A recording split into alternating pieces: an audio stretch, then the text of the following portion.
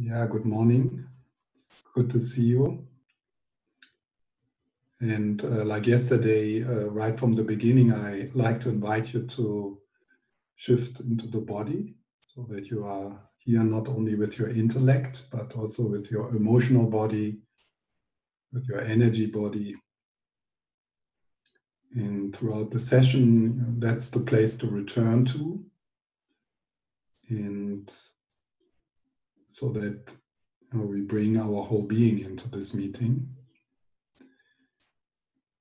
And also connecting with each other, on the level of shared humanity.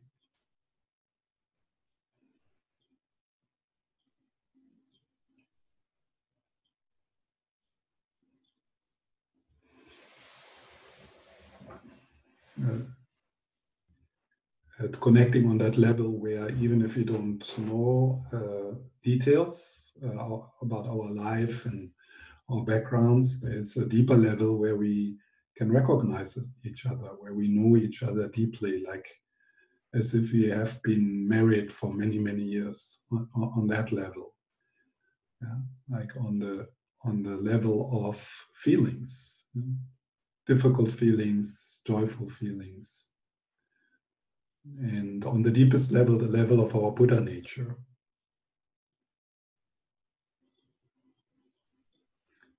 So it's always possible to look through the surface of social positioning and race and gender and age.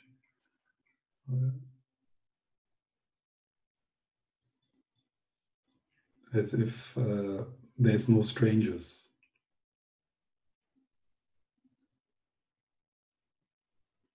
And the way you look at the people, the way you open your heart to them matters to them. In the same way it matters to you. If someone looks at you kindly, softly, and connects with you, that matters to you. So it matters also to the people you meet.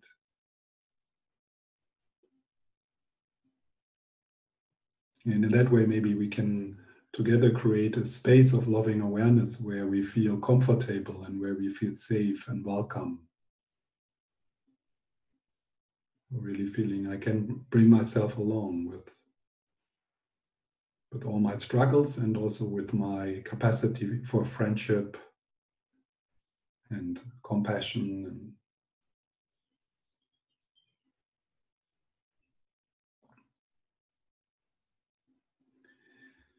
Yesterday, I looked at the first part of the text, the foundational practices.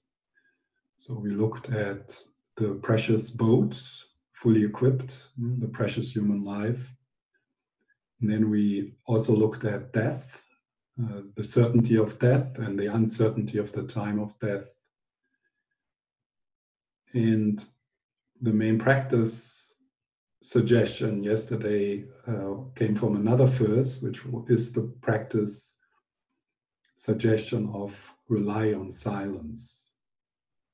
So, and in our first meditation, I want to go a bit into an experience of what Tome Sampo means with rely on silence. Another word for that pith instruction is to become aware of being aware, or to be conscious of being conscious, resting in the nature of mind, resting as awareness, awareness of awareness, non-dual consciousness, meditating on the emptiness of mind, settling the mind in its natural state. So these are all different descriptions of the same shift. It's a shift of consciousness. Relaxing the identification with the content of our experience. So that what you feel, that what you hear, that what you think, that's the content of our consciousness. To shift our curiosity to that which is aware. So we start to be curious about the sky. Usually we are just curious about the clouds, but now with rely on silence, there is a shift into the knowing empty space within which your experience comes and goes. And the knowing empty space, consciousness itself, pure consciousness, that is the silence.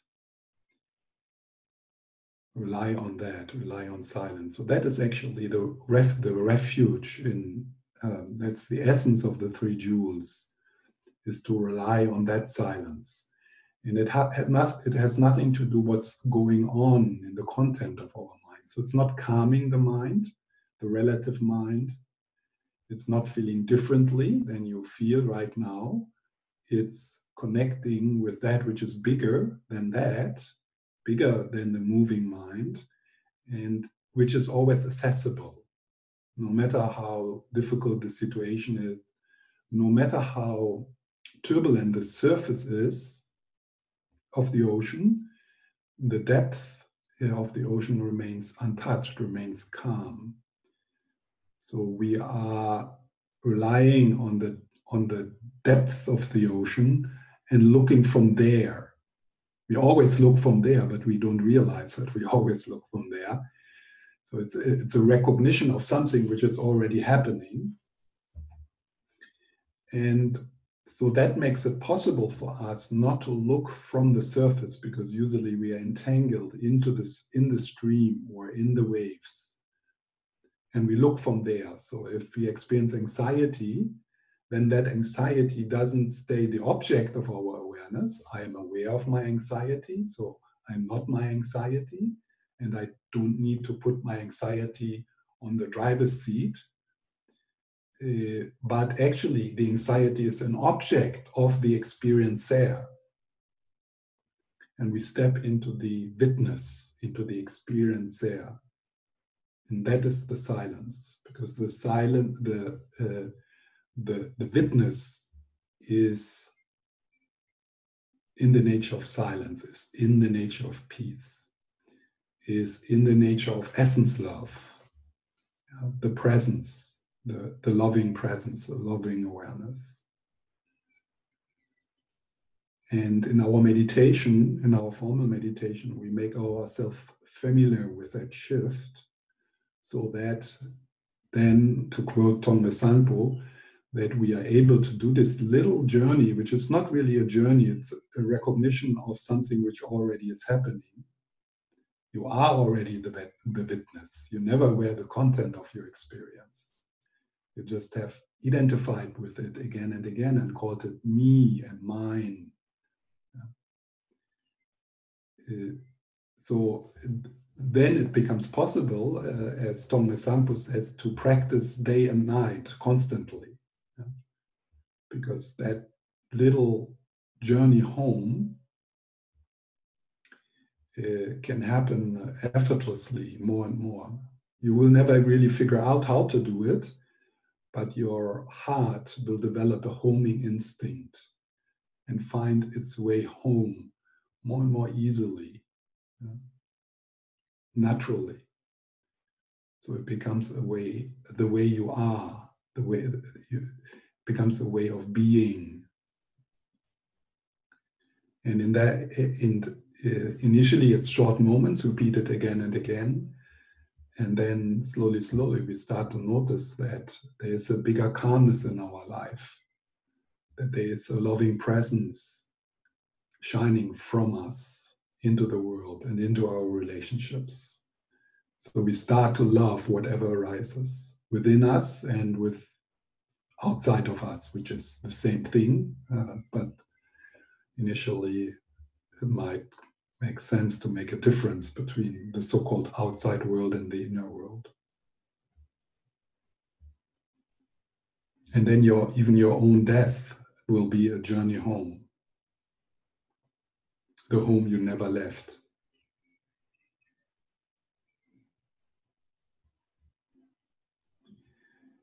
So to the rational mind, what I said doesn't really make sense.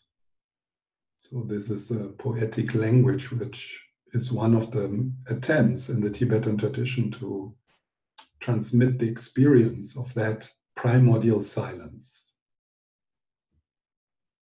This is a bit different than other meditation techniques where you first learn to calm down the relative mind. This is not necessary here. Yeah. We are not trying to calm down the relative mind. We are marinating in the silence, in the spacious presence, which is already pervading and surrounding your experience. And at one point, the movement itself will be recognized as movements of that silence. So you start to experience the silence in the movement. You start to experience the silence in the music. So the music is not a disturbance of the silence. It is an expression, it is a radiance of that silence.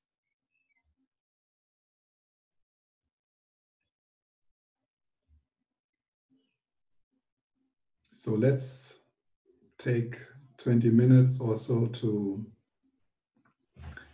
settle, allowing the heart and the mind, the body to settle in its natural state. A bit like a muddy glass of water, which is stirred up and you put it down, and then the mud starts to settle naturally, and then the clarity of the water becomes more apparent. The clarity of the water was not destroyed, it was just temporarily covered. So the practice of settling the mind in its natural state is a practice of doing nothing. Just doing nothing. Kind of taking the grasping fingers of wanting something else and trying to get rid of the mud, to take this finger off and just open your fingers, your heart, your body, your mind. And then you wait. And then, of course, instinctively, there will be movements of grasping, and that's part of the mud. And so in that moment, you just relax and you let the urge of manipulating your experience pass through like everything else. In a way, this is the most easy practice because there's nothing to do, but because we are so addicted to doing, fixing, controlling, manipulating, interfering, it is not necessarily a practice which is being taught to beginners, but some people can initially, right from the beginning, benefit from that kind of instructions. So if you are a meditator, so you have some experience with meditation, and you notice within that practice that your mind naturally and effortlessly goes towards the breath and starts to rest there, of course, that's fine. So that's not the wrong way to do this practice. So, but it is a different thing than having the breath as an object and trying with some discipline and with some effort to keep engaged with the primary object of the meditation. So here in this practice, it's a natural process of just the breath comes to the foreground just naturally out of habit. Yeah. But then there might be other things appearing within you, some tension or some tiredness or some physical and emotional disturbances, and then they come to the foreground, and so that's fine. Then there's another primary meditation object. So we are not attaching ourselves to a certain object, but we stay flexible awareness. So you can sit with open or closed eyes, so depending on what feels more comfortable for you. If your eyes are open, you just keep them very relaxed without particular looking at something, like an open gaze, taking in the whole visual field. Or if you close your eyes, then you don't have the visual fields. But there's other stuff happening, and you adjust your posture.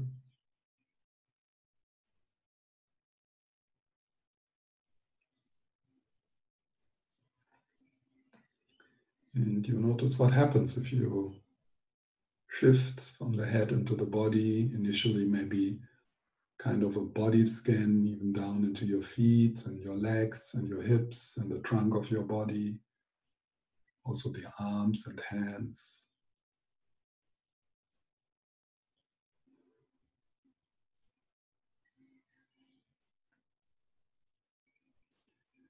So you shift away from the inner dialogue, from this strong identification with the head, as if you're sitting in the head. So you feel the awareness or the aliveness, your own energy in the whole body. And it could be helpful to lightly rest on the breaths. So with the in-breaths, you can also take a couple of deeper in and out breaths. So you slide into the body and you welcome all the guests in the guest house of your body as best as you can. And being a gracious host to all guests, also the ones you don't like.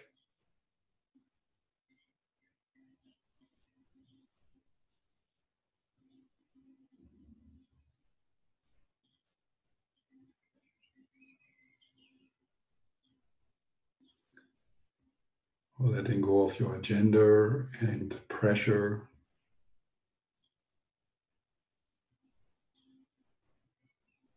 Present moment awareness. Slide into present moment awareness.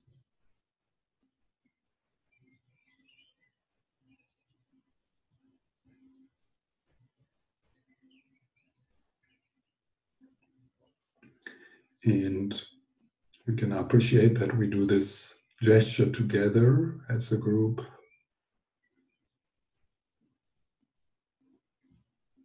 Probably we are actually meeting the same space. So we can meet here from heart to heart, and breathing into the human experience together. And we are not the only one who are doing that right now. So there is actually a field of silence, of silent presence, 24/7 on this planet. People sitting in the presence of the divine, opening to the silence, to the mighty silence, to consciousness itself.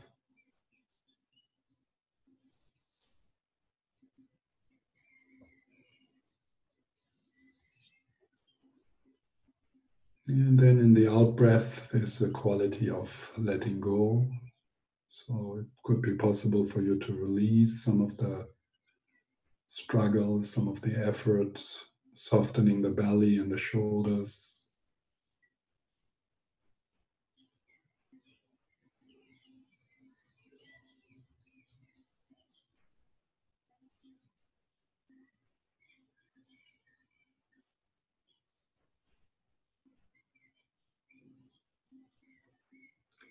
Unhooking from thoughts.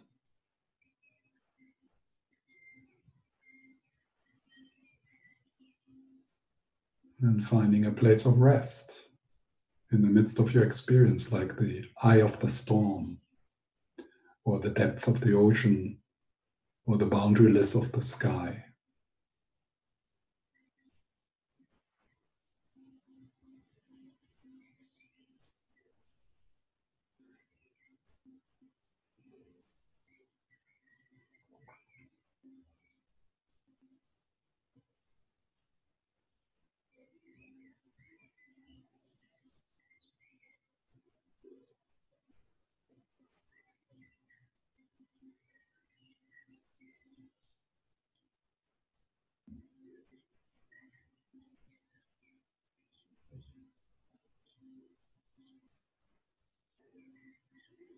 And then if you get entangled into the inner dialogue, into the mental images, then make this little kind sliding back into the felt sense of your body.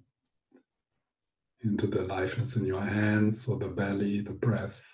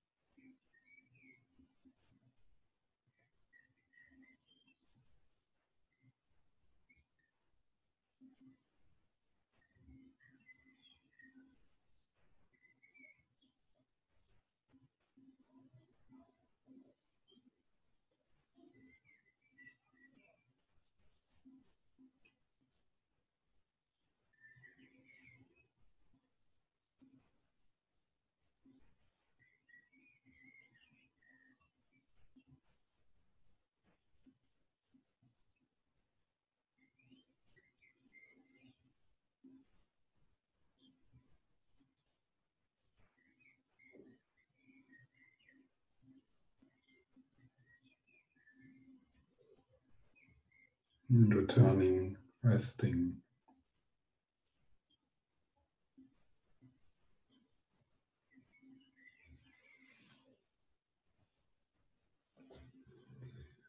If possible, drop the words me and mine regarding the content.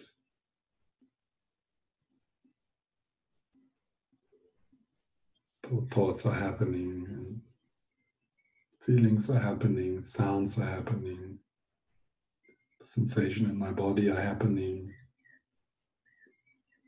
And it's not me, it's not mine.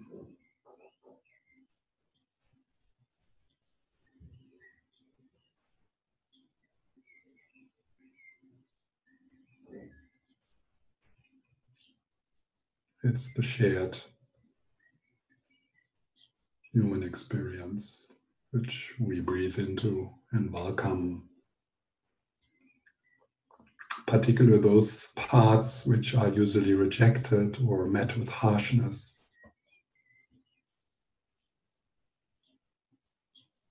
We meet with openness, kindness,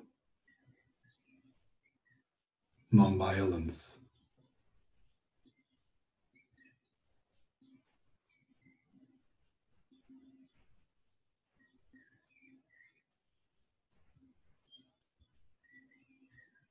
And maybe you notice that there's something wants to be felt in you,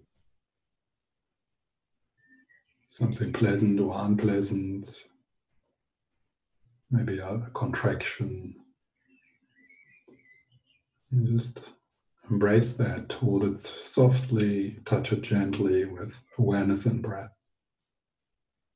And do it for all of us, not here, not only here in this group, but for all, for everyone. Bring healing into the world. Non-violence, forgiveness, tenderness.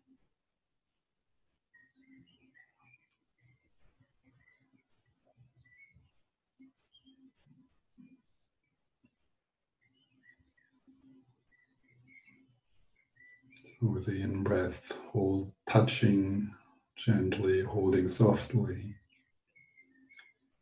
With the out-breath, letting go of the control freak.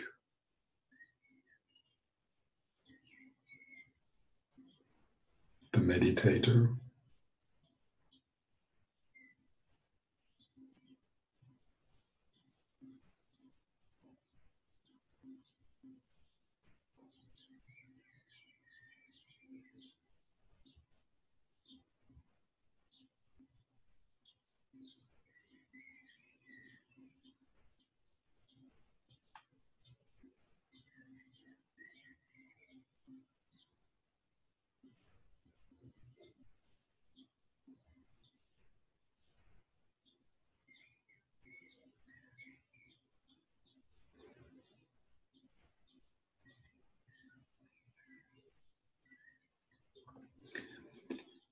And one of the really important qualities is the quality of compassionate presence, of tenderness, of softness, of nurturing. And sometimes it's difficult to connect with these qualities, and that's why we call upon the presence of this lineage, our guides, our protectors, our role models, the teachers, the fellow practitioners.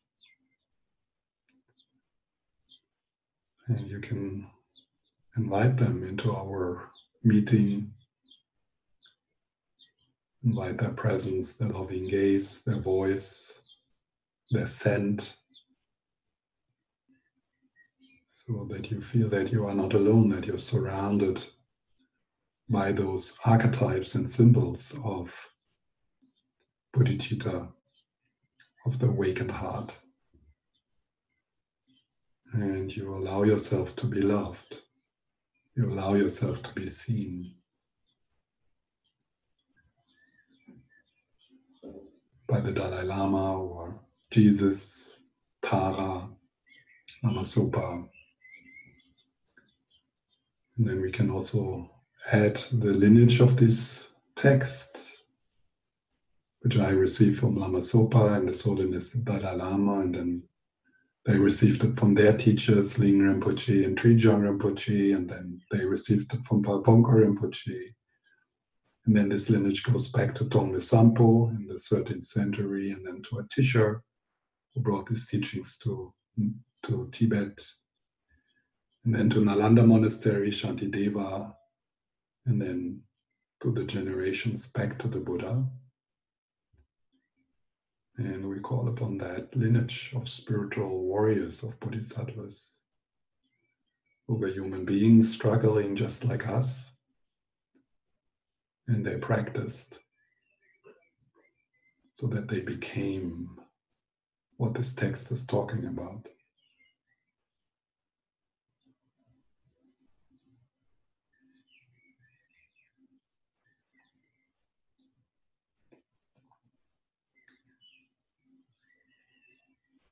So you can imagine it as a light or as a warmth, a healing light pouring into you from all directions, into every cell of your body.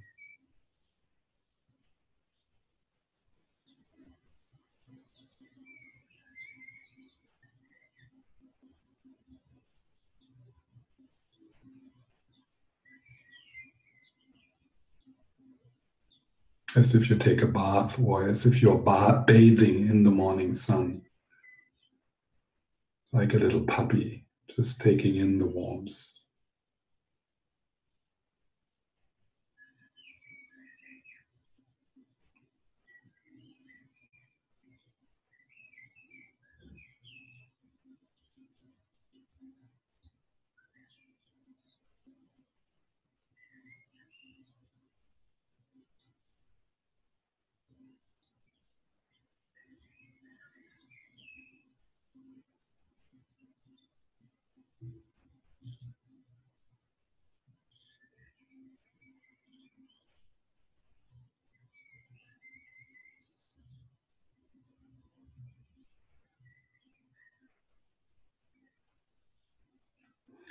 And then this refuge field dissolves and fills your body, particularly the heart areas. If you bring your awareness lightly in the heart, breathing there, and you become aware of the Buddha within, the Tara within, the Goddess within, the Jesus within, the Dalai Lama within. Could put a mental image there, but more important to feel the source of wisdom, the source of love, the place where your deep love comes from, the essence of your being. And then your heart opens like a flower, and compassionate presence pulls into your body and through the pores of your body into your surroundings. Here from heart to heart in this group, and then where you are,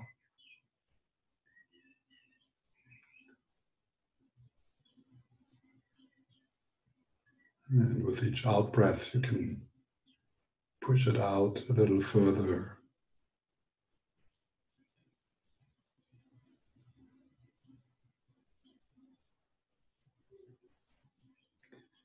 And through your hands and through your heart, through your eyes, through your mouth,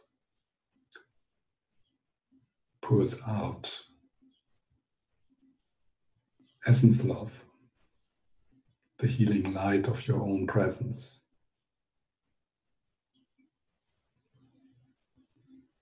And this also takes care of the contraction within you, the wounds within you.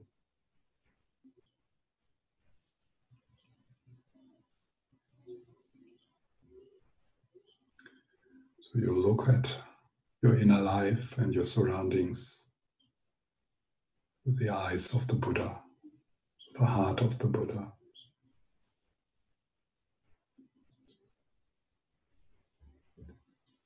Loving whatever arises.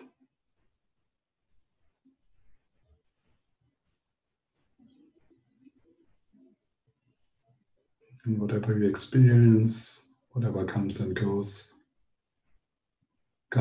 within that space.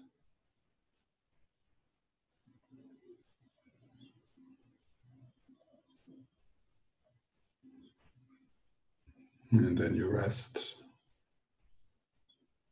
as the loving witness.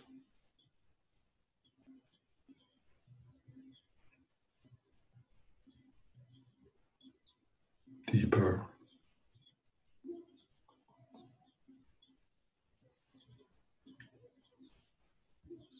Centerless, boundaryless, timeless.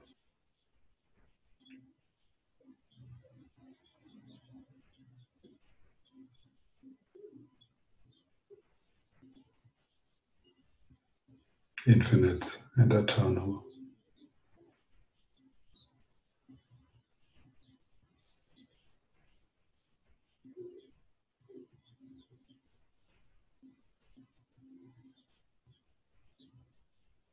Deeper,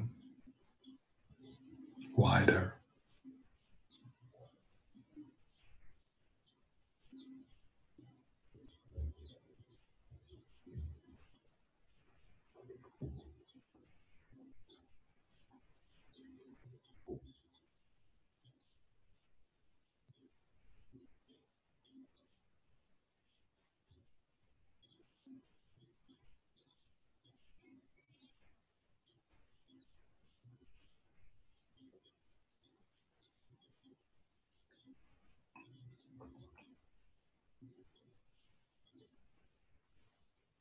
And then if you get identified, entangled, you make the backward step into the sky, to the riverbank.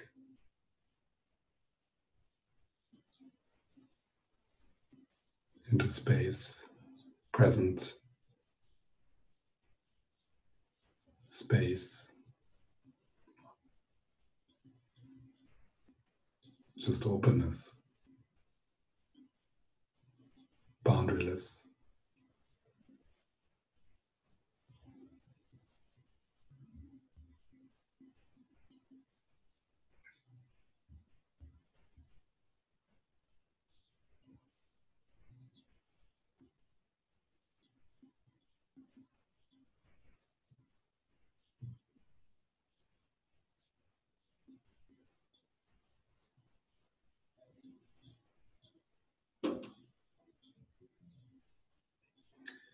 So there's the moving mind, Sen in Tibetan, the stream of sense data, and what your conceptual mind does with this sense data, thoughts, feelings, your mood. But isn't there also something else?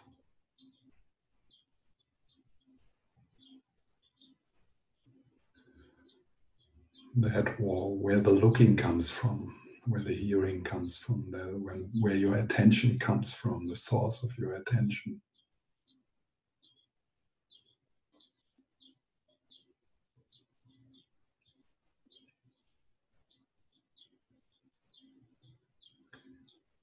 And the presence is not separate from the flow, but it's also not exactly the same.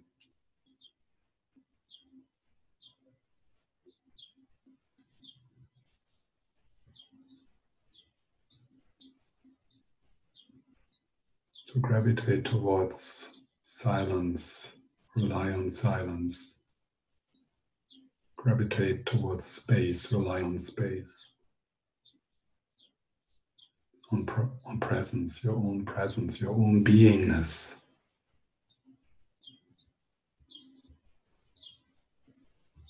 And rest. So you look and then you rest. As the looking.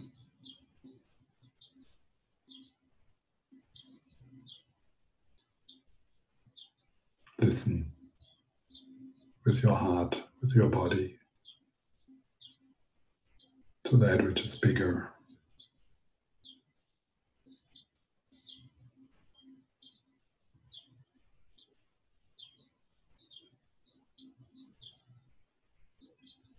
Rely on silence.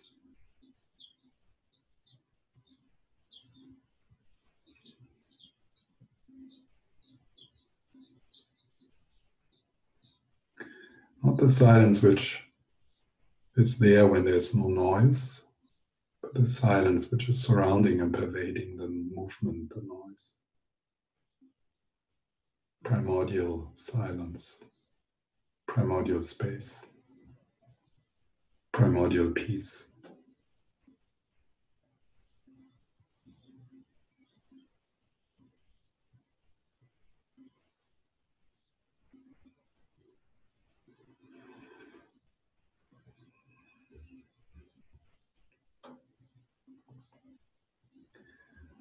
Allowing this moment to be exactly what it is. Like the sky allows the weather and the ocean allows the clouds, the waves.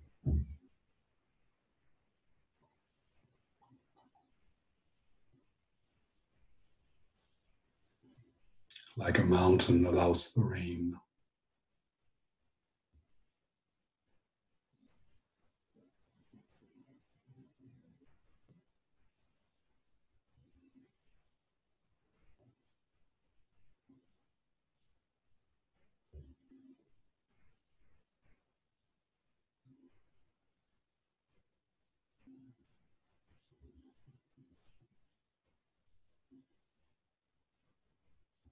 Just rest in natural peace.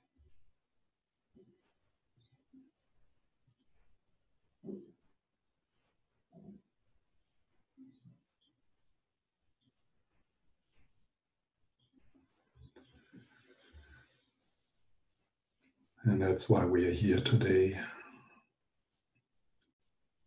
For the benefit of this planet, for the benefit of this universe. We're inspired to rely on silence, on loving silence.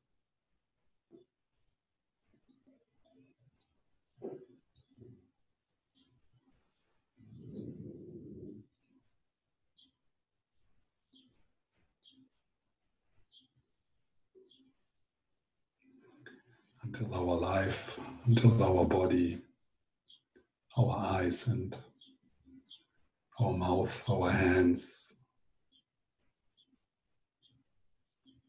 embodies this silence.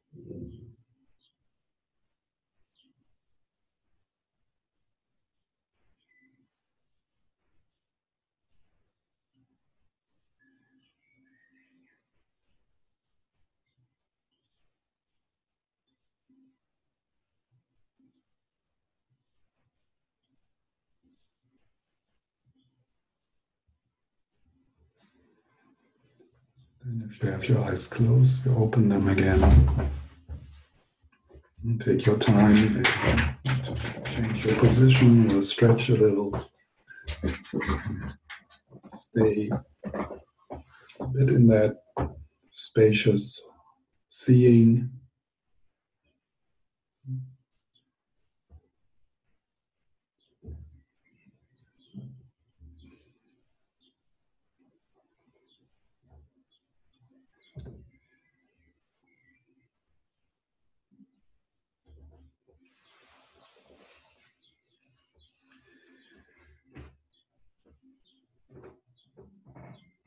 So since we are not so many, you can always unmute yourself if you have a comment or a question. And there's also the possibility to write on the chat. And we will have a short break around 10, so that would be also possible for you to write comments or questions. And if possible, then open your camera, because for me to have a reason to say something, I need to see people. Otherwise, I get very quiet.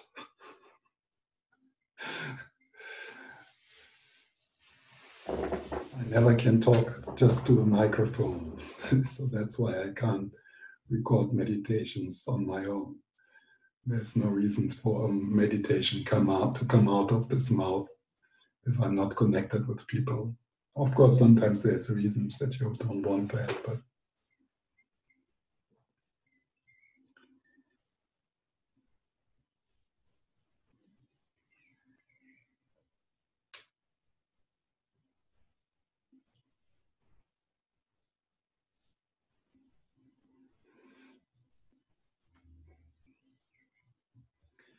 so this simple instruction, rely on silence, it could be seen as the essence of the Tibetan tradition. And here, again, silence not as the practice of shamatha, where you calm down the mind. So this silence, which is pointed to here, is something much more radical than feeling calm. Because feeling calm will come and go.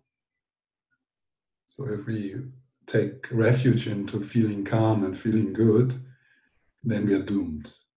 Because spiritual practice is never about feeling better, because feeling better, feeling worse, that will continue to happen. Physical pain, emotional pain. Also, our practice will not make our life better. Yeah.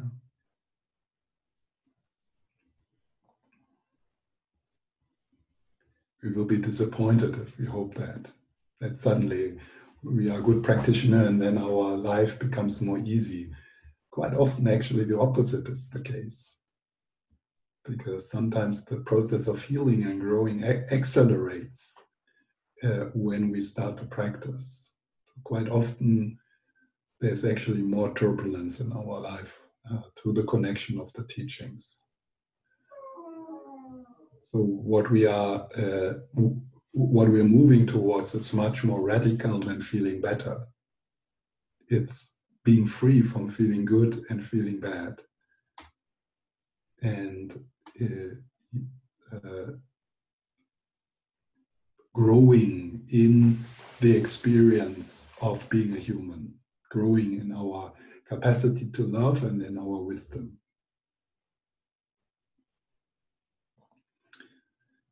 So the Buddha or Lama Zopa, they also have pain and sickness and death and loss and difficult feelings, what you could call difficult feelings.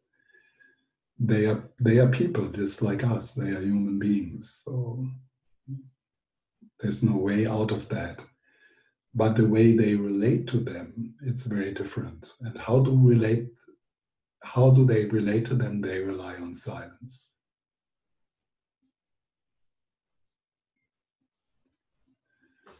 They rely on essence love, which is another word for that silence.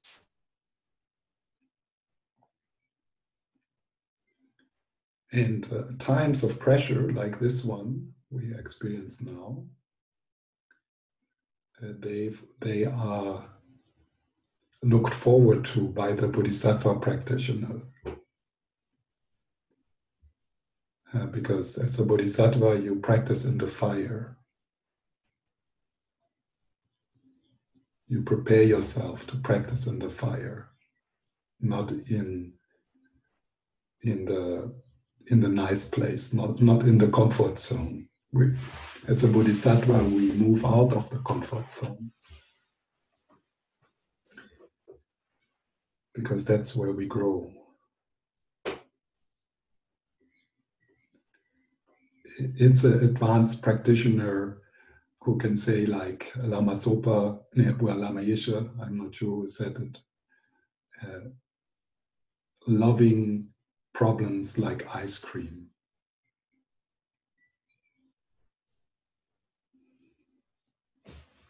And this loving problems like ice cream, so loving problems, that's so radical. It also loves that you don't love your problems.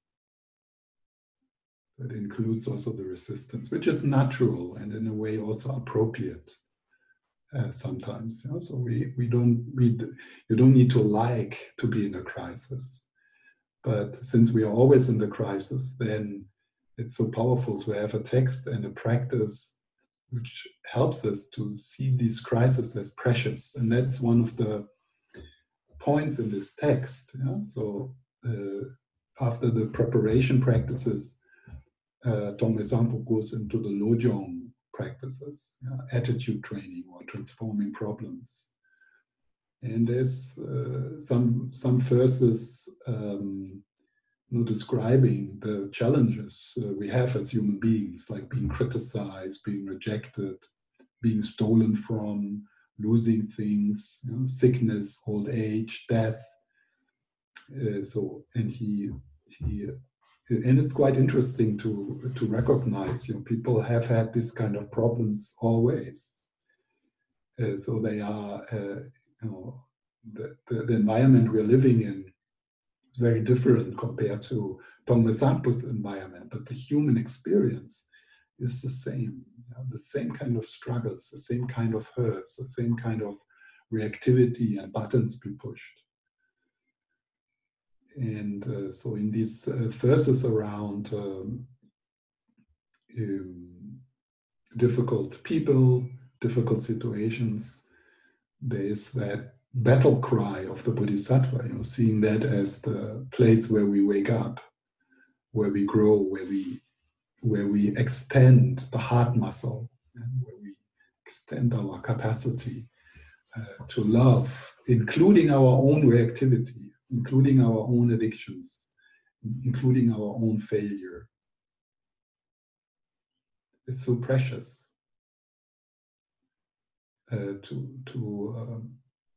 to transform that we have already into gold.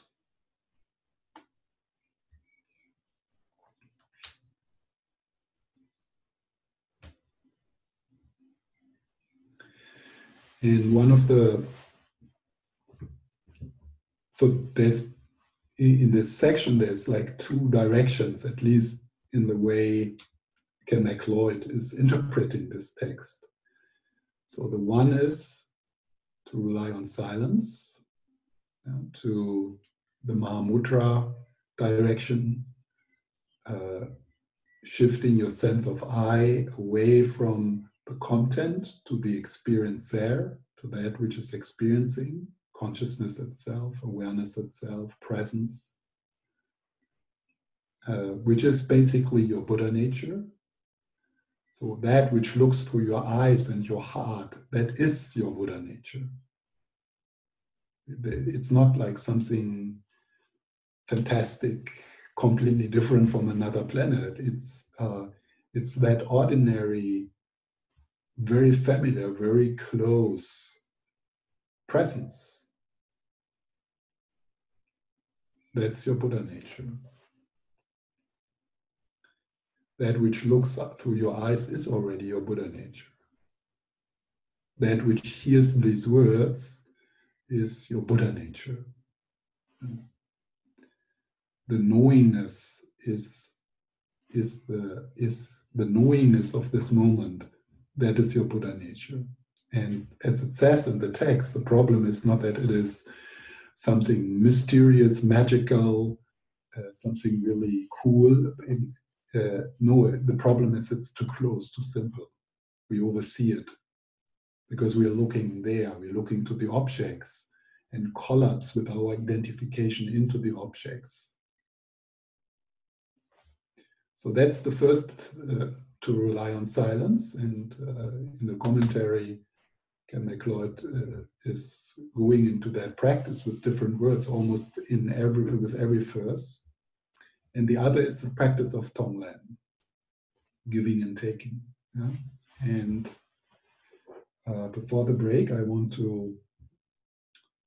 picked one of the verses, and that's,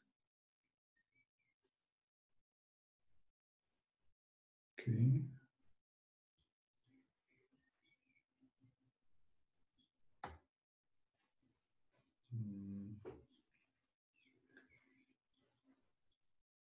Yeah, verse 18.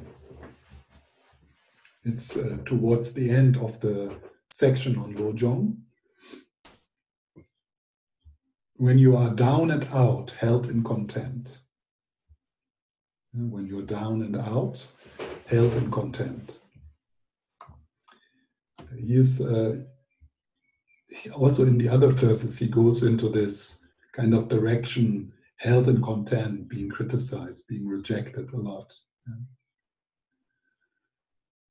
And as you know from your own life, it's really hard to stay in a place where you feel content, where people slander you, where there's rumors around you, where you know that people talk behind your back, where they're mobbing you, or in social media. It's so hard, to put something out, to put your work out, and then get all these stupid comments. And so it's hard for us as human beings. It's also ingrained in our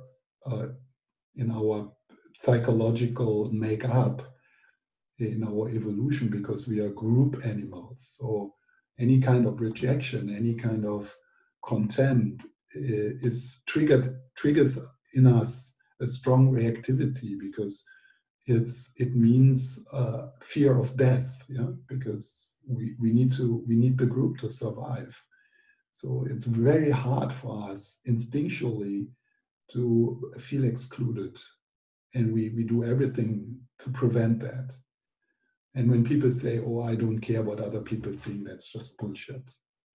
And if you say it yourself sometimes, then you're just sitting on top of this and you're not connected. It matters to us. It's in our genes. Yeah. We all, to feel safe, we need to have a feeling of belonging. Yeah. It's a big yearning in us. But we don't need to be enslaved by it. Yeah.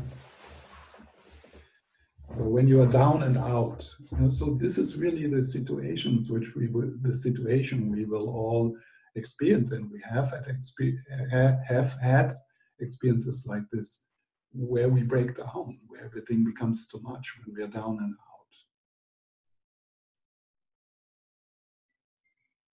And these days and these weeks or months, they will come again, where we feel we can't handle the situations. The emotions are too strong. Our reactivity is too strong. Things seem to be too difficult to handle. So this is exactly the situation Tome Sampo has experienced in his own life. His mother died when he was 3. Then he was raised by his grandmother, who also died a couple of years later. And then his father died, and he was raised by an uncle. And then he was brought as a teenager into a monastery, and he had no support, so no family, which is hard in a Tibetan monastery, because the monastery doesn't provide for their monks. So the family members still need to do that. So he experienced that a lot, down and out, held in content, to be the outsider, to be excluded, to not to belong. So this text is also, it is written out of his own pain and as a reminder for himself. So as a bodhisattva baby, when these times are happening, a little bit it's happening always, but definitely we have this kind of crisis also.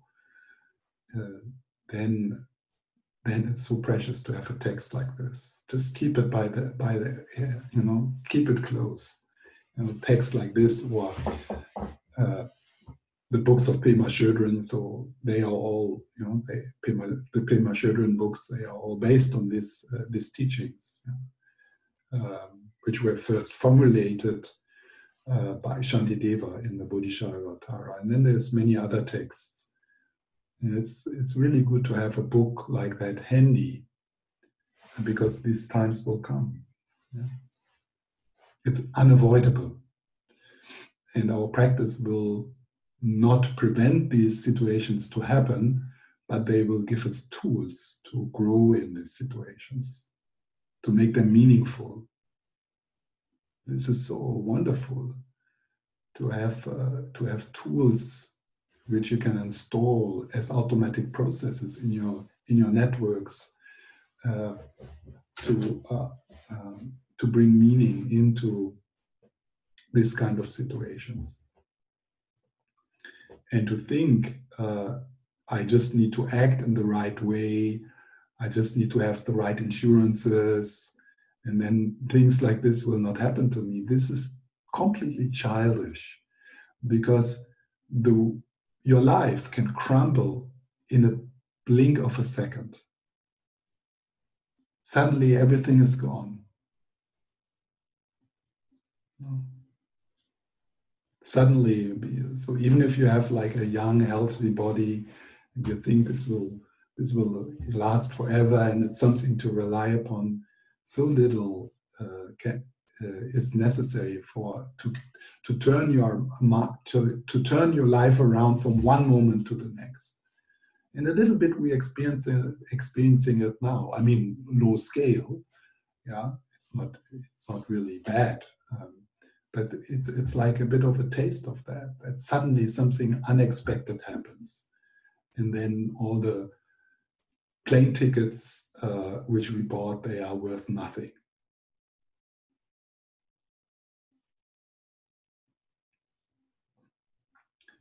So this is not to scare you, maybe a little.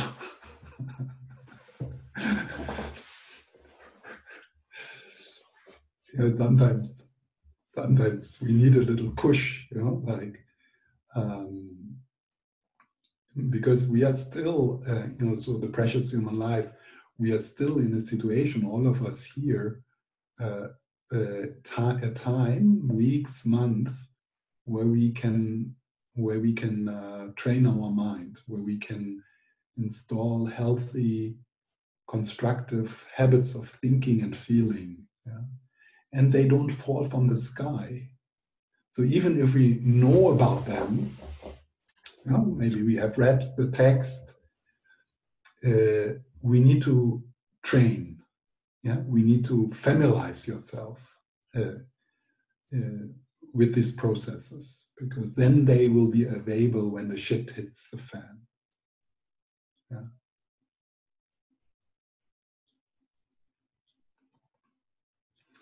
And then if you have some familiarity and you start to notice, wow, yeah, I notice it's happening. I remember in the meeting, in the stressful meeting in my company, I remember rely on silence. Tongme Sampo is whispering in your ear, or Lama Sopa, rely on silence. And that's a happy moment for the practitioner. Yeah. Or at least after the meeting, you think, oh, I should have relied on silence.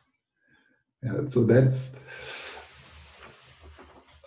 why we also need to come together in groups like this, because we need the reminder again and again. Yeah. I mean, I talk about this so much, and I'm constantly, I have some text on all the time, because also I'm always preparing for teachings. And still, there's so many moments where I collapse back into old patterns and reactivity and contraction. Yeah.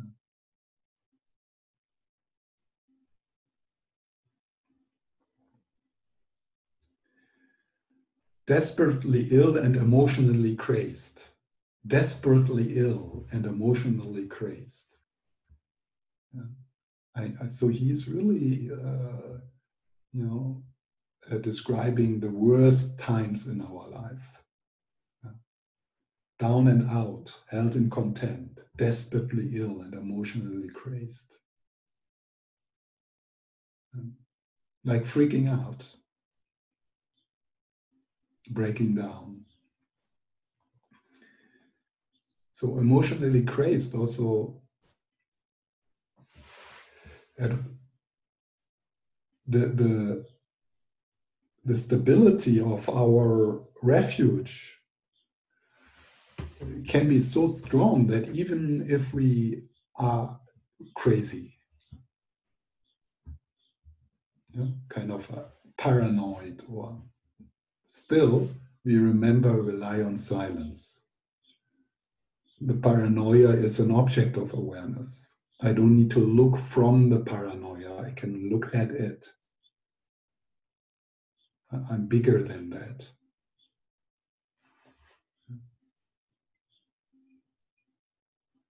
Depression, anxiety attacks. That would be modern words for emotionally crazed. There's people who can do this even with psychosis. I've met people like that. They hear voices, they have hallucinations, and they can make the backward step.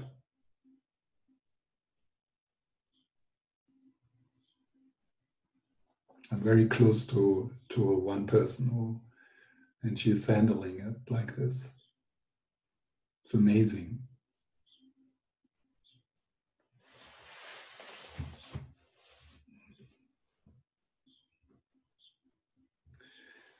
Then he says, don't lose heart. Yeah. Don't lose heart. And that's the stability of your refuge. That even in the darkest night of our heart, of our soul, there's refuge. Which does not mean that you feel better. Does not mean that suddenly the dark night of the soul is gone. Yeah? So you still have you still have to do the journey through the dark night of the soul, but you don't lose heart, and you recognize the dark night of the soul as a necessary journey, a necessary part of the journey, and you don't lose heart. And you are not going to feel better immediately. Maybe even for a long time. But you don't lose heart. Because it's not about feeling better. It's often a side effect that you feel a bit better, because most of our suffering is coming from our resistance. So if the resistance lessens, the suffering also lessens. But that's a side effect.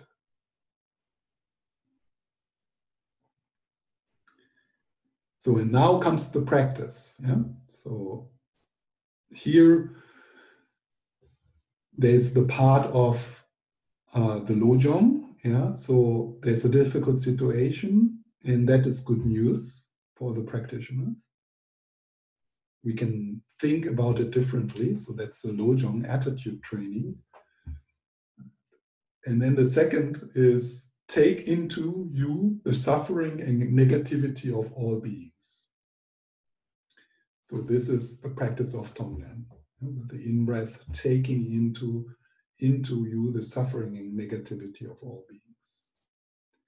So the first step in that is this shift to I'm not alone with this.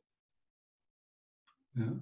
Not, oh, me and my crisis and what's happening to me. You are not alone with this. So that's the first.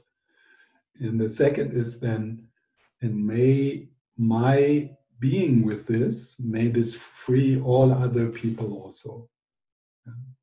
May my wise and loving being with this, the contraction, the loss, the pain, the wound, may my love. So similar, I instructed it a bit in the first meditation, to have the sense that when you breathe into your inner world and you embrace your inner world, that you embrace the human experience, that it's not yours. Yeah. And then with the out breaths, you give to yourself what everyone needs. And with that, you give to everyone. Because we are not existing as separate, stable, disconnected units, disconnected from everything. We are part of the human consciousness. And the way we relate to our inner life has consequences, radiates out into the world. Okay, so let's have 10 minutes break, and then I want to start in 10 minutes with the meditation, bringing this point a bit more into the foreground. Yeah? So the kind of the essence of Tonglen. I don't want to go into a lot of details around the practice of Tonglen. I have taught that a lot before. You can listen to other teachings, but like kind of the essence, Tonglen in a nutshell. Yeah? Okay, see you in 10 minutes. Maybe you move a bit, yeah. So then we will continue.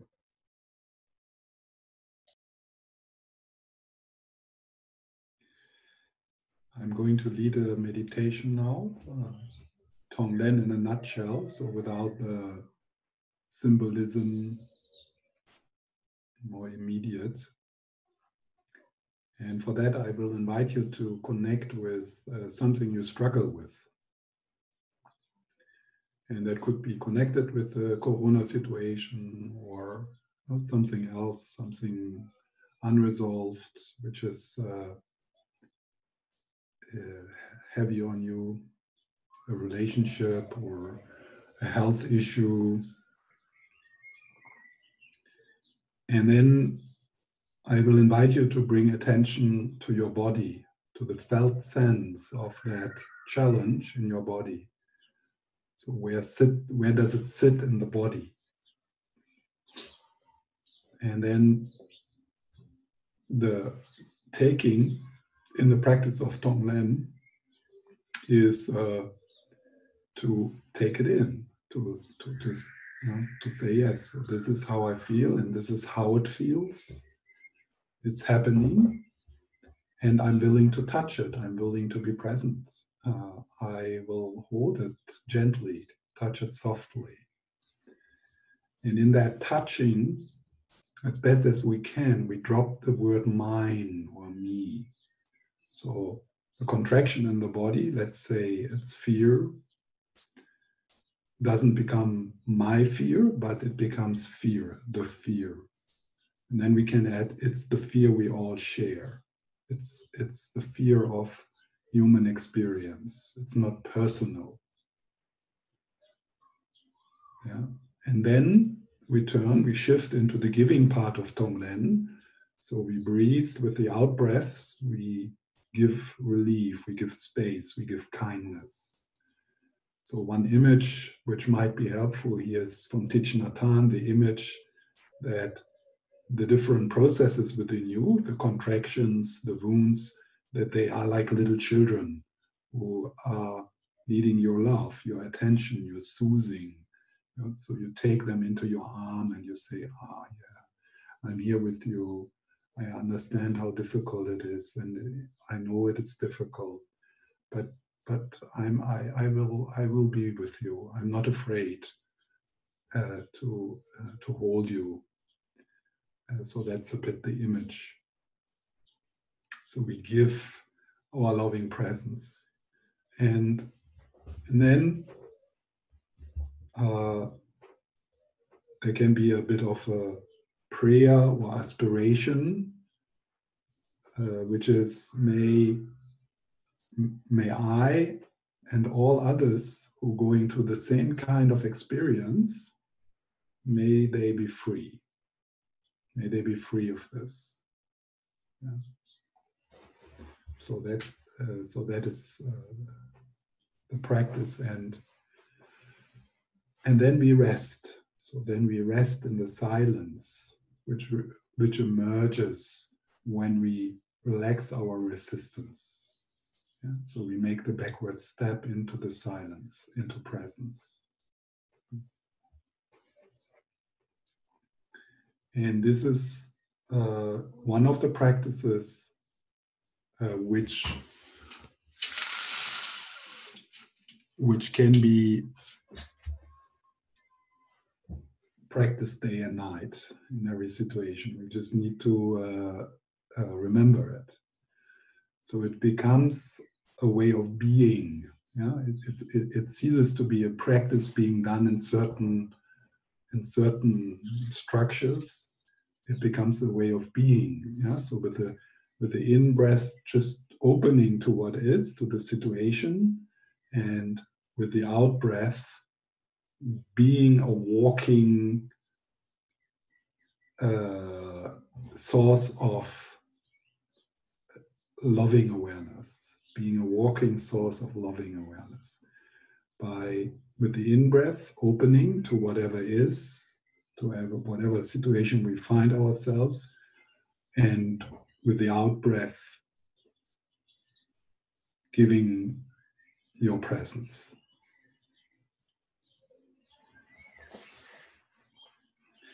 So let's start with a few minutes of adjusting the posture and reconnecting with the body and breath, and paying a little more attention to your inner life.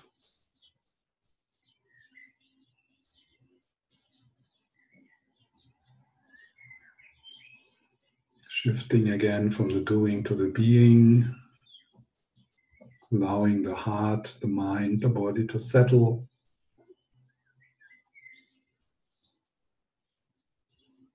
Sliding with each in-breath into the trunk of your body, and with the out-breath softening the belly and the shoulders. Appreciating again that we make this gesture together as a group, and with us countless other people.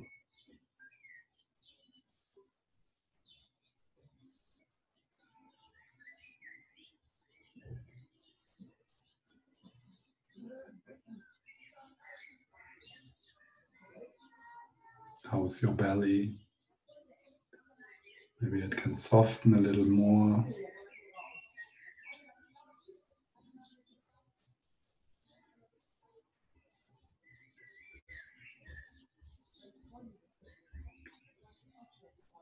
We can also shortly call upon the support and the inspiration of the Bodhisattva angels surrounding us and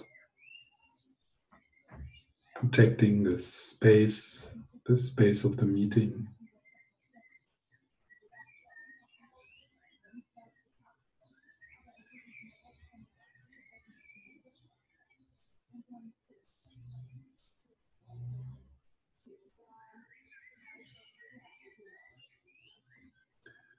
Spacious aliveness, present moment awareness.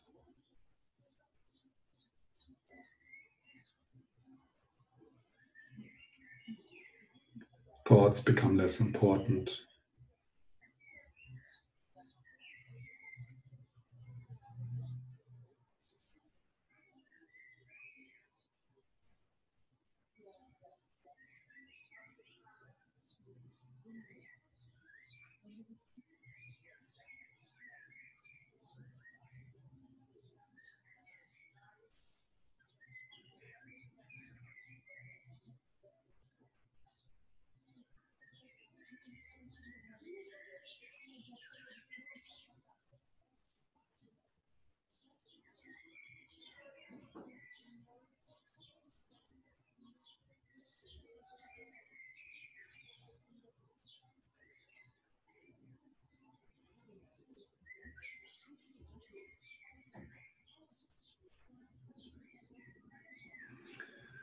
And then I invite you to go a bit into the conceptual level, and you connect with a difficult situation you find yourself in. So there's a bit of story there, or images, memory maybe.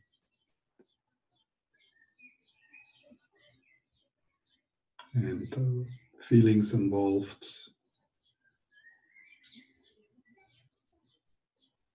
Maybe it's a difficult relationship, so you think about that person or a certain situation.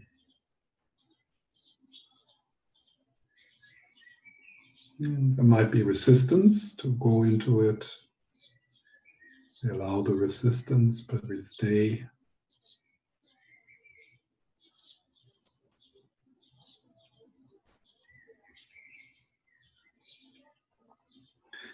And then you scan your body and you find in your body where's the felt sense of this challenge. Where does it sit in the body? And it can be quite localized or rather vague. And how does it feel to experience this situation? And then you bring that a bit into the foreground. Stay connected with the breath lightly, but you bring that felt sense of the challenge into the foreground, as if you take it into your arms with your awareness and your breath. And you might switch back and forth a little between the mental images and the felt sense of your body. So where can you feel? Where in your body can you feel?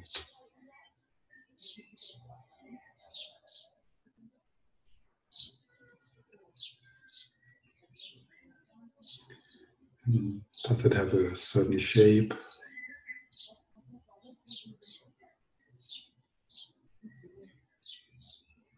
What's the quality of the sensations?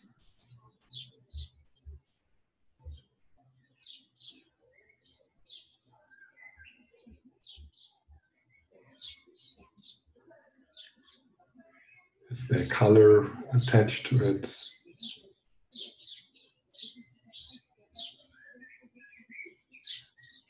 So you approach without getting overwhelmed, without getting swept away.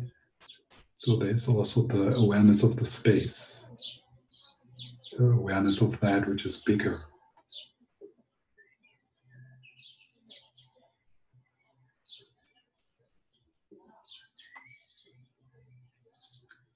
And then this embracing, this holding softly, touching gently, you combine lightly with the in-breaths. As if awareness and breath are this caring mother or father hands holding their distressed child.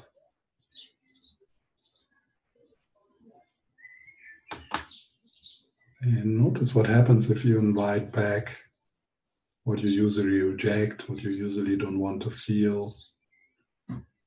With some soothing, reassuring attitude, words.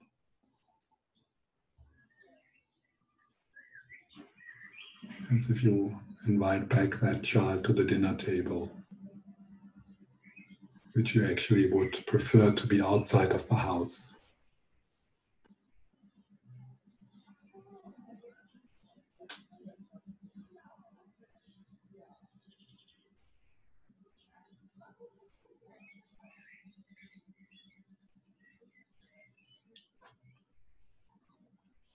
If it fades, then you might need to go back to the story. But it could also intensify. That can also happen.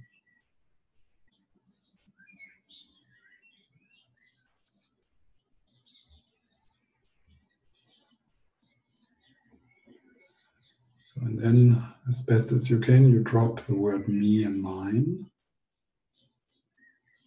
So it's the discomfort.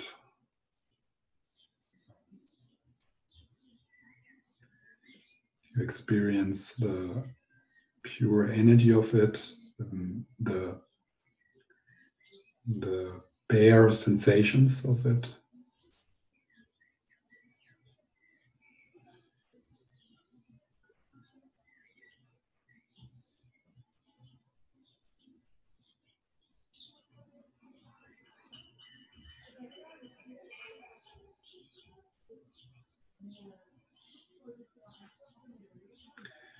And then with the out breaths, we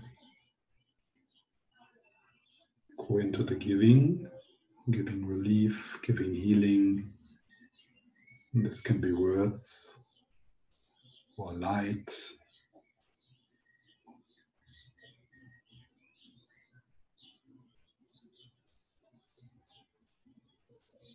What does this part of you, this distressed child, what does it need? What is it asking for?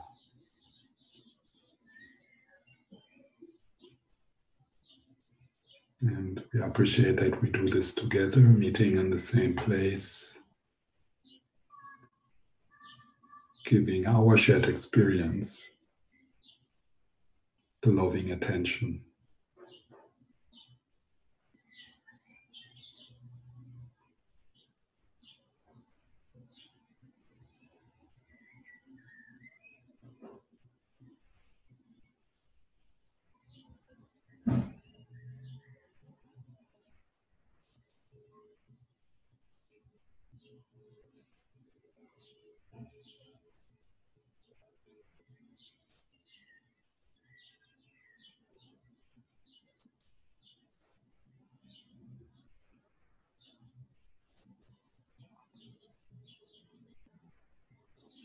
And then we broaden the space by remembering that I'm not alone with this. We are not alone with this.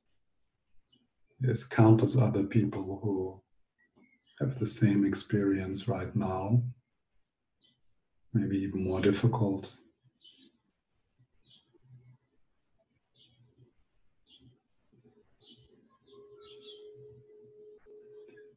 And may my loving attention, my loving presence to this, may this heal that which is usually met with rejection and harshness. And with the out breaths, you give healing, love, compassion, soothing, nurturing to all of us here in the group, but then to all people who are experiencing similar challenges. May they be free. May they feel safe. May they feel whole.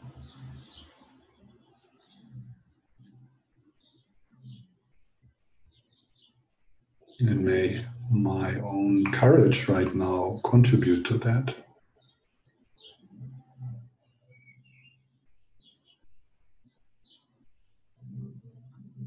So with the in-breath, holding softly, touching gently. With the out-breath, giving relief.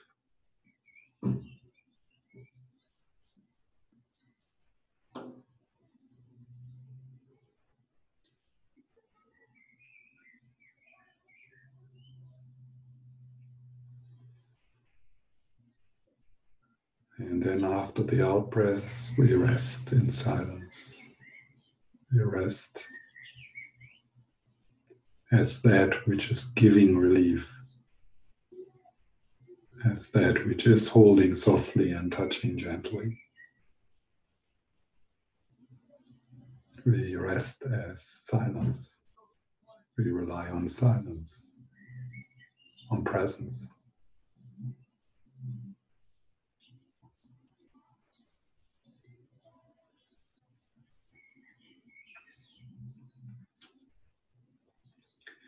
with the in-breath, holding gently, touching softly, with the out-breath, giving relief,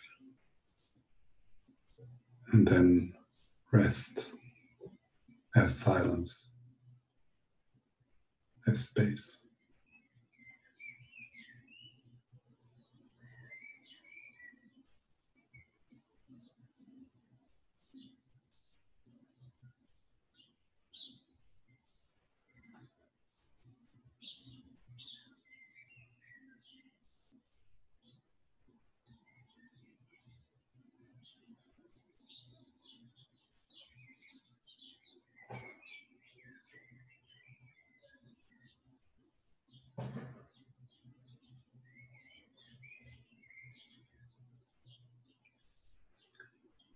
You become aware that the contraction is an appearance in consciousness,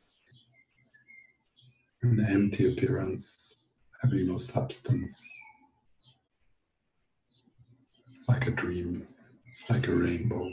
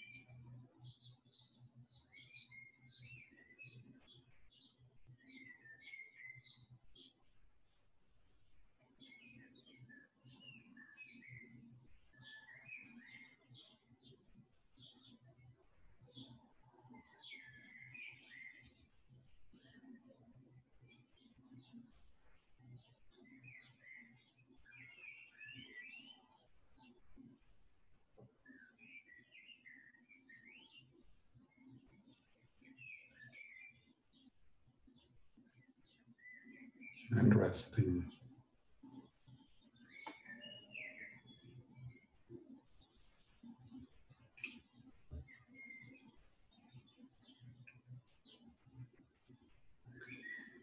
So your contraction becomes a stepping stone into loving presence.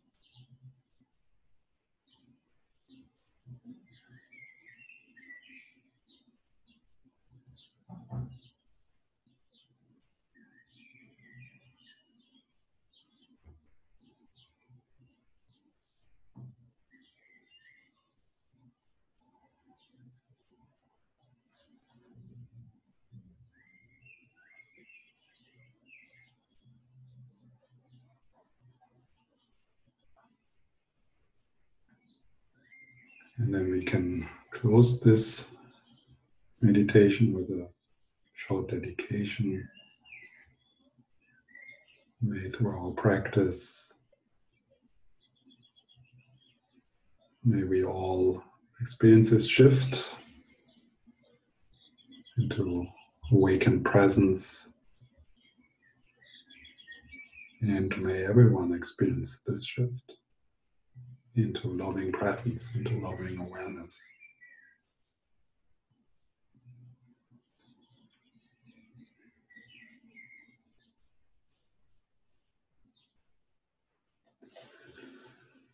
Okay, then.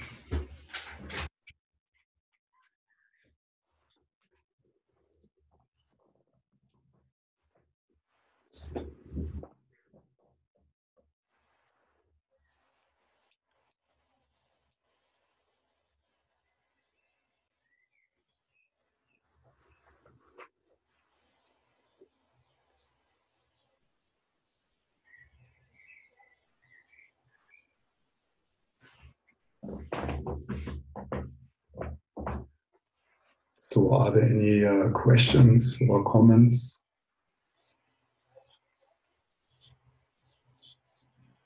Something you struggled with in the meditation, or something you're wondering about regarding this practice?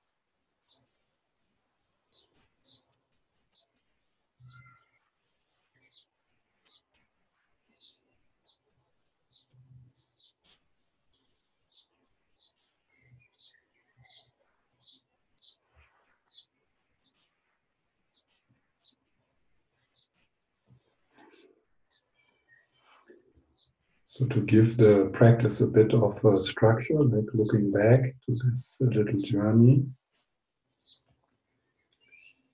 there is the moment where you recognize that you're hooked. So this is an important moment. Yeah. So this is the pausing in the moment where you notice that a contraction happens, or a contraction is happening.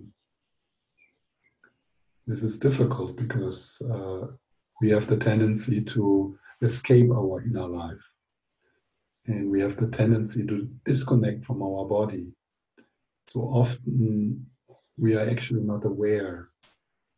And sometimes this expresses itself in a bad mood. Yeah? So we are not aware. So how do I actually feel? But we are in a bad mood, like we are low, or we are snappy, or we are annoyed. Yeah? And that could be a bit of a sign that something is going on in the pre-conscious, which we are not in touch with. Yeah? We just feel that something is out of balance, but what it is, we don't know. Yeah? So this practicing to be practicing introspection. Yeah, so it's one of the 51 mental factors. So the introspection, being curious about and training to get back into the body, to notice the movements of your emotions within the body, not only the conceptual aspects of the emotions, but also the felt sense, because that's where we work in this process of awakening. So it's a body work, and we're actually talking here about the subtle body. So if you notice, if you can come in connection with the felt sense, it's called felt sense. That's a term from Gendlin, from focusing. So the felt sense is not exactly just what some people would call sensations in the body. There is something else. Yeah. Yes, there's sensations in the body, but it's like it's something different. Yeah. And from a Tibetan point of view, every emotion is a function of the subtle energy body. So every thought actually is a function of the subtle energy body, and it can be felt. Yeah. So it can be quite subtle, and one needs to develop the skill of emotional intelligence to be in touch with how your emotions feel. And that's difficult for people who rely very much on the rational mind, and they like to study emotions on the conceptual understanding. But there's that resistance often to go back into the body.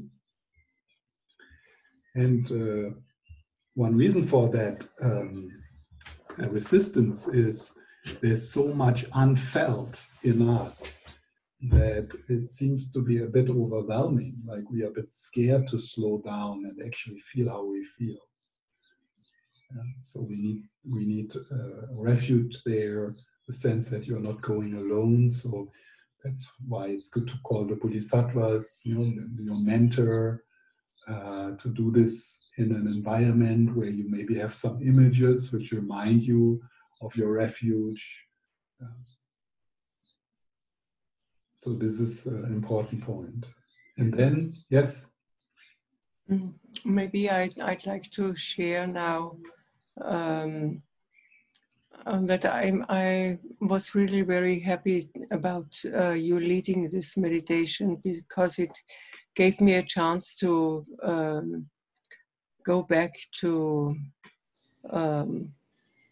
a situation in this morning, having a dialogue with my husband.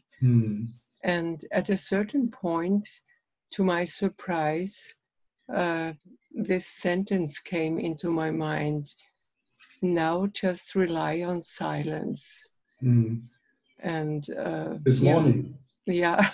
Yeah. I almost couldn't believe it, but yeah, and it felt very good.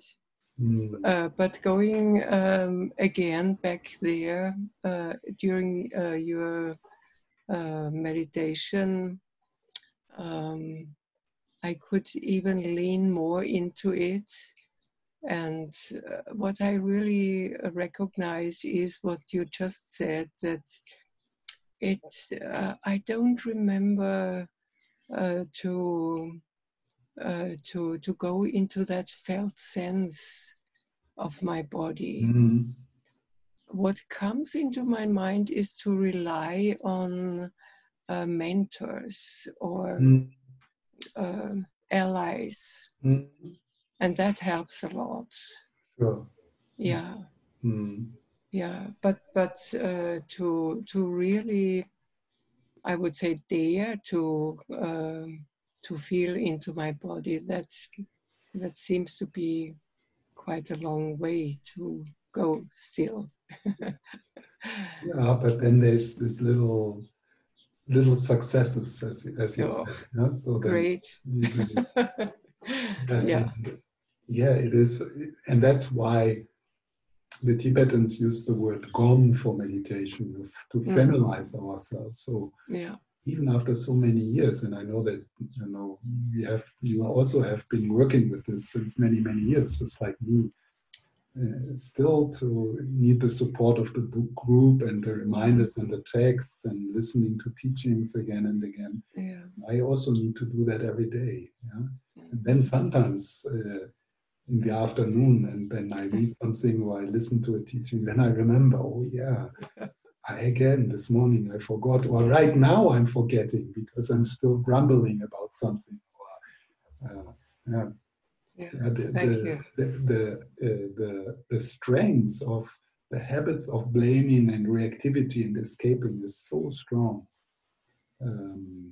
through familiarization, not only in this life, but in many other lives before. So we need really patience.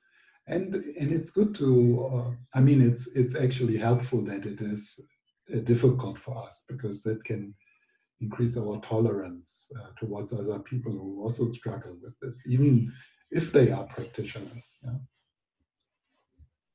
It's very easy. There's actually a verse towards the end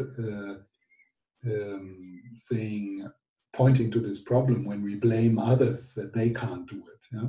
So it's very easy to blame other practitioners and they are Buddhists and they meditate, and still they act like this.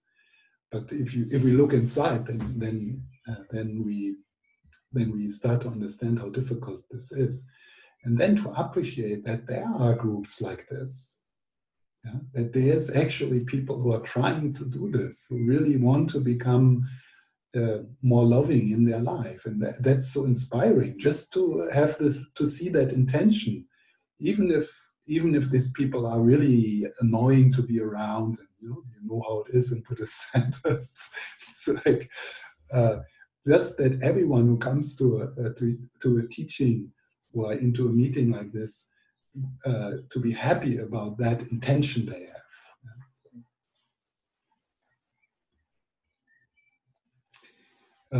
So the first step, thank you, Christine. And then the part with combined with the in-breath, one shouldn't be too occupied with the in and out breath, but it can become part of that. So with the in-breath, to open to the experience. And in a situation like this, it might be necessary, if you do it like as a training, to actually contact a difficult situation, to recall a situation. But of course, we also do this practice when we are in the situation. The best would be to do it right there on the spot, but it could be also after or in preparation of a meeting. So the idea is at one point to be able to bring this into the actual situation, but probably we need to train in the way we just did it, so that we become familiar with these steps. So this is like this moment of acknowledging how you feel and accepting it with the in-breath. Yeah, this is difficult. I'm just hooked right now. I'm in reactivity, and this is so difficult for us to admit that, even to ourselves, because we would like to be more cool, and we would like to pretend to ourselves that when someone says something which is actually not a big deal, but we really feel hurt, then we try, and it's easier to kind of deny. And then with the out breath, the giving, and those of you who know the practice of Tonglen, one can do it like with symbols and with a light and things like that. But the giving, and in the giving, there is also this thing that we start to establish a different relationships to the sub-personalities. You could call it sub-personalities or the different processes. And in this practice, Christina mentioned the word ally. In this practice, we assume that all the sub-personalities, like the little lost girl or the judge, all these different processes, that they can be allies. So we don't assume that they are enemies who we need to get rid of. And sometimes when you start to have a different relationship to these aspects of yourself, they change, they start to feel safe. They, in the beginning, they are kind of, so now I can be here, but the whip is already in your hand. I don't trust this. I'm not safe here because you have been always so unattentive and so hard to me. And when we reflect and when we start to have another relationship to these family members, like in the internal family system therapy, they use this image of another system is the inner voice dialogue. So there is like different Western approaches to this. Then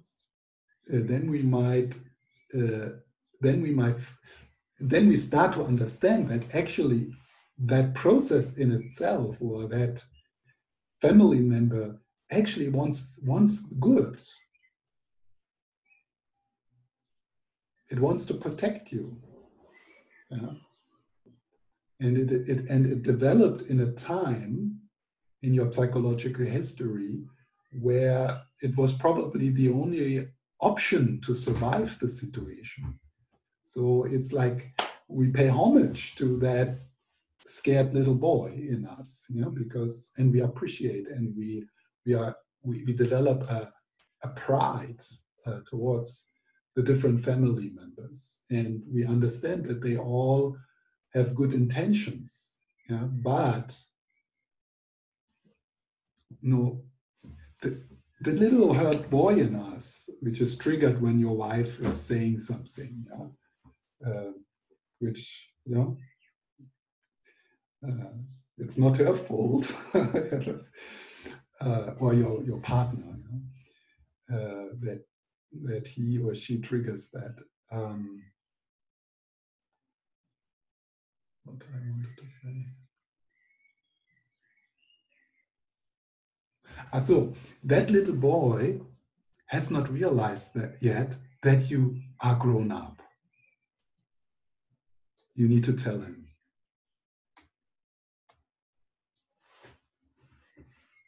You need to tell her, hey, little girl, I'm here. I'm a grown woman now. I take your hand, we can do this together. You are not alone. I'm not that little girl anymore. And thank you for your protection. But we can do it differently now. I can take care of you now, and then you can help me with your wonder and with your childlike spontaneous energy. Yeah? You can travel together. I don't want to exclude you anymore. Yeah?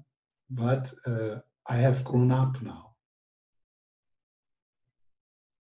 Yeah? So in that kind of relationship, then with the out-breath, you give to that little girl or to that part, to the inner critic, whatever, you give to that part what that part needs. Yeah? And then that which usually blocks your vitality becomes actually an ally in your life. It becomes part of the richness of your family system. Yeah? But you don't put her onto the driver's seat anymore because she's much happy to play around in the back seat. Yeah? That's much nicer for her. Yeah? She just takes the wheel because she thinks nobody else would do it.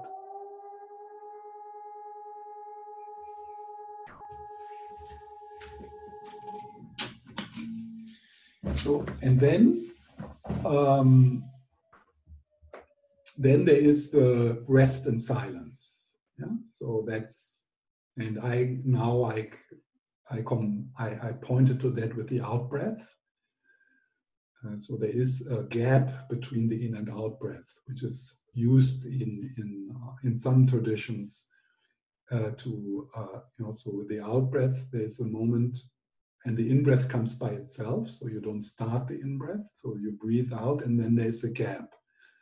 And so the gap is sometimes an option for us, or an invitation to connect with the silence, or connect with the space, yeah? with the space within which the breath comes and goes. And then slowly, in that meditation, you might be able more and more to become bigger and identify with the silence, the spacious presence. So that is the space within which the different family members come and go. It's the stage. Yeah. So you shift to the stage. You realize, I am the stage. I'm neither the grown up. I'm not the witness. I'm not the little girl. I'm not the inner critic. I'm not the professional, and so on and so on. I'm the stage within my family system is playing out its dramas. And I'm bigger than all of that. Yeah. And then, so the giving is then this dialogue, but then we also make this step into, I'm not alone with this.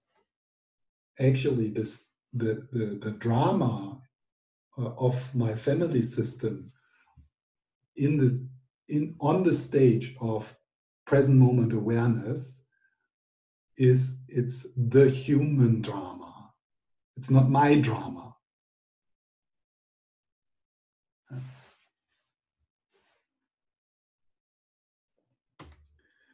Okay.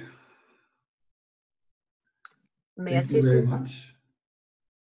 Stephan, may I say something? Yes. Thank you so much, everyone. I must leave. and be back tomorrow again. Okay, good. I'm meeting a very sick friend, and maybe I can practice and practice and practice. Sure. Tonglen is a wonderful practice. Yeah, it is. In the contact with sick and dying people. Yeah. So, exactly. Yeah. So I will be brave. Okay. Thank you. And thank you so much. See you Yes, tomorrow. All. Have a I'm going to cook now. Good. Spargel. Ja, das ist sehr gut. Ja. Thank you. Bye bye. Okay, bye. Yeah, and we meet again at 2 o'clock. So take a good rest, eat something, and maybe go for a little walk, and then we meet again at 2 o'clock. Bye.